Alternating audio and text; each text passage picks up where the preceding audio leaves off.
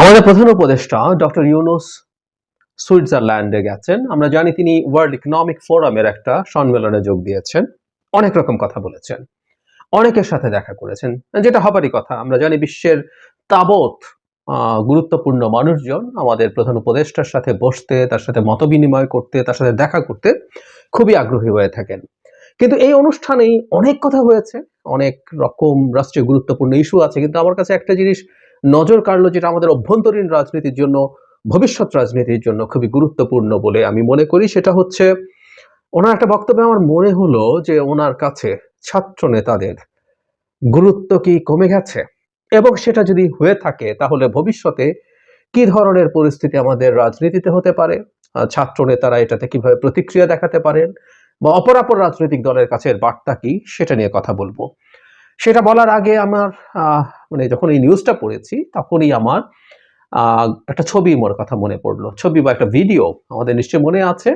জাতিসংঘের সাধারণ পরিষদের যখন সম্মেলন হলো, তখন ডক্টর ইউনূস ক্লিন্টন ফাউন্ডেশন একটা প্রোগ্রামে গিয়ে, এই ছবিটা আপনাদের নিশ্চয়ই মনে আছে, অনেক রকম গল্প করছিলেন আমাদের মুভমেন্টটা কিভাবে হলো। সেখানে একটা পর্যায়ে তিনি তার তখন বিশেষ সহকারী ছিলেন জনাব মাহফুজকে সামনে ডেকে এনে পরিচয় করিয়ে দেন, যে খুব বিনয়ের সাথেই মানে মাহফুজের কথা বলছেন, যে তিনি বিনয়ের সাথে স্বীকার করেন না, বিনয়ের কারণে যে অনেকেই ছিল, কিন্তু ডক্টর ইউনূস বলছেন যে তিনি আসলে ব্রেইন বিহাইন্ড দ্য মুভমেন্ট হিসাবে পরিচিত। সো ঠিক এই ধরনের ভাষাই ব্যবহার করেছিলেন, কিন্তু আমরা অনেকে এটাকে আবার একটু ফর্ম আমাদের নিজের মতো করে এটাকে মাস্টার মাইন্ড শব্দটা বলা শুরু করেছি। সো সেই শুরু যে মাস্টার মাইন্ড শব্দটা আসলে আমাদের এটা একটা, এবং ডক্টর ইউনূস সেখানে, যেটা খুব স্বাভাবিক, আপনি যখন কাউকে মাস্টার মাইন্ড বলতে চাইবেন তখন একটা অপরিকল্পিত মুভমেন্টে তো মাস্টার মাইন্ড থাকতে পারে না। সো মাস্টার মাইন্ড থাকার জন্য একটা যেটা শর্ত আছে সেটাও প্রধান উপদেষ্টা পূর্ণ করেছিলেন। সেটা হলো তিনি বলেছিলেন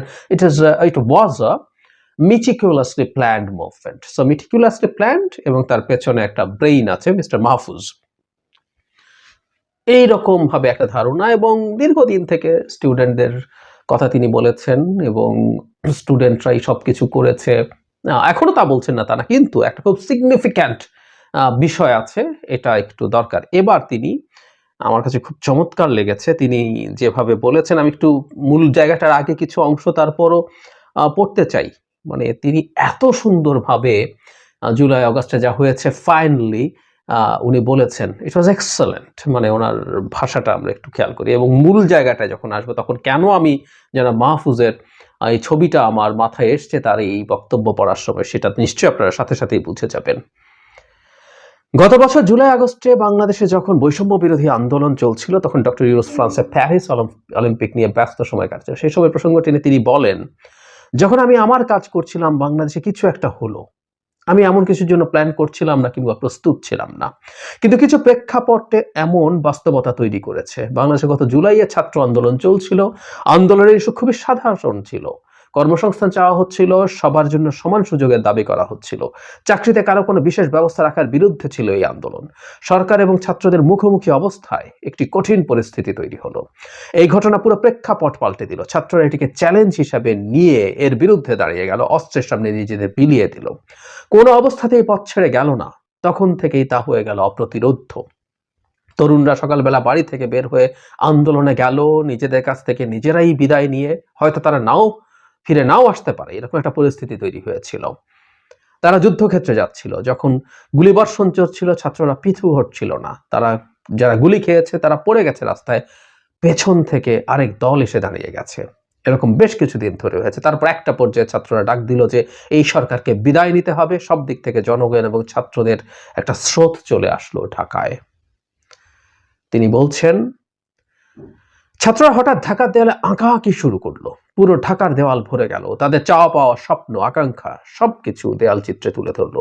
এখানে ইন্টারেস্টিং বিষয় হচ্ছে, ইয়াস, এই জায়গা হলো আমার মূল জায়গা, কোনো পরিকল্পনা ছিল না, কেউ কোনো প্ল্যান করছিল না, কোনো নেতৃত্ব ছিল না। যে কোনো আন্দোলন একজন নেতৃত্ব থাকে, কিন্তু এখানে তেমন কিছু ছিল না, কোনো দিক নির্দেশনা ছিল না। একজন ছাত্র গুলি খেয়ে তার বন্ধুদের কোলে পড়ে গেছে, এমন দৃশ্য পুরো দেশবাসী দেখেছে। তারপর থেকে প্রেক্ষাপট পাল্টে গেল। তারপর শুধু তরুণরা না, বাসায় থাকা সাধারণ মানুষ নেমে এলো, শুধু তরুণরা না। তাতে এইটি জনগণের আন্দোলনে পরিণত হলো। হাজার হাজার মানুষ প্রধানমন্ত্রীর বাসভবনের দিকে পদযাত্রা শুরু করলো। সবাই সিদ্ধান্ত নিল যে তাকে আর ক্ষমতায় রাখা যাবে না। 5 আগস্ট তিনি উড়াল দিলেন। আমি জায়গাটা আবার পড়ি, খুব মন দিয়ে শুনুন, এর মধ্যে খুব গুরুত্বপূর্ণ কিছু ইস্যু আছে বা ইঙ্গিত আছে। পুরো ঢাকার দেয়াল ভরে গেল, তাদের চাওয়া পাওয়া স্বপ্ন আকাঙ্ক্ষা সবকিছু দেয়ালে চিত্রে তুলে ধরলো। এখানে ইন্টারেস্টিং বিষয় হচ্ছে এখানে কোনো পরিকল্পনা ছিল না, কেউ কোনো প্ল্যান করছিল না, কোনো নেতৃত্ব ছিল না। যে কোনো আন্দোলনে একজন নেতৃত্ব থাকে, কিন্তু এখানে তেমন কিছু ছিল না, কোনো দিক নির্দেশনা ছিল না। একজন ছাত্র গুলি খেয়ে তার বন্ধুদের কোলে পড়ে গেছে, এমন দৃশ্য পুরো দেশবাসী দেখেছে। তারপর থেকে প্রেক্ষাপট পাল্টে গেল। তারপর শুধু তরুণরা না, বাসায় থাকা সাধারণ মানুষজন রাস্তায় নেমে আসলো। আবু সাঈদের মৃত্যু, আমি বহুবার বলেছি, এই মুভমেন্ট মেটিকুলাসলি প্ল্যান্ড যখন কেউ কেউ বলছেন, বা কেউ কেউ নিজেকেও, mister Mahfuz in fact doctor Yunus বলার আগেই তখনও তিনি বিশেষ সহকারী হন। তার একটা ভিডিও পাওয়া যায় যেখানে তিনি প্রকারান্তরে নিজকেই এই সব মুভমেন্টের পেছনে দাবি করেছিলেন। প্রচুর সমালোচনা হলো। এরপর তিনি যে স্ট্যাটাস দিয়েছেন তাতেও ঘুরে ফিরে একই দাবি আসলে ছিল, তিনি এটা করেছেন। তো সেই জায়গায় যদি চিন্তা করি যে এখানে আদতে তা না। আমি বহুবার বলেছি যে আবু সাঈদের এরকম গুলিতে মারা যাওয়া, এবং মারা গেলে কি হতো, অনেকে মারা গেছে, কিন্তু এই যে একটা ভিডিও আছে, ঘটনাচক্র, আমরা ভিডিওটা পেয়ে গেলাম। সো পরিকল্পনা করে আরো অনেক, আমি অনেক বিস্তারিতভাবে কথা বলেছি কেন এই ধরনের একটা মুভমেন্ট কোনোভাবেই পরিকল্পিতভাবে হতে পারে না, এবং এটার ক্রেডিট কেউ এভাবে অন্তত নিতে পারে না যে আমি এটার মূল পরিকল্পক ছিলাম। যাই হোক, তারপর তিনি বলছেন তাতে এটি জনগণের আন্দোলনে পরিণত হলো।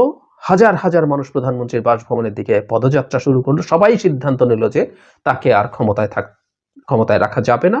5 আগস্ট তিনি উড়াল দিলেন। সবাই সিদ্ধান্ত নিল। এই সিদ্ধান্তটাও সম্মিলিত, কেউ স্পেসিফিকলি নিয়েছেন, তারপর সবাই ফলো করেছে। ভাষাগত দিক থেকে তিনি এভাবেও কথাটা বলেননি। তাহলে ব্যাপারটা এরকম দাঁড়ালো, একটা সময় তিনি যারা মাহফুজকে যে জায়গায় নিয়েছিলেন, ওই ছবিটা আপনারা বুঝতেই পারছেন, যখন তিনি বলছেন কোনো নেতৃত্ব ছিল না, কোনো পরিকল্পনা ছিল না, এটা একটা স্পন্টেনিয়াস সারপ্রাইজিং, তখন খুব স্বাভাবিকভাবে তিনি জনাব মাহফুজের ব্যাপারে তার যে ধারণা ছিল সেটা থেকে তিনি বেরিয়ে এসছেন। মানে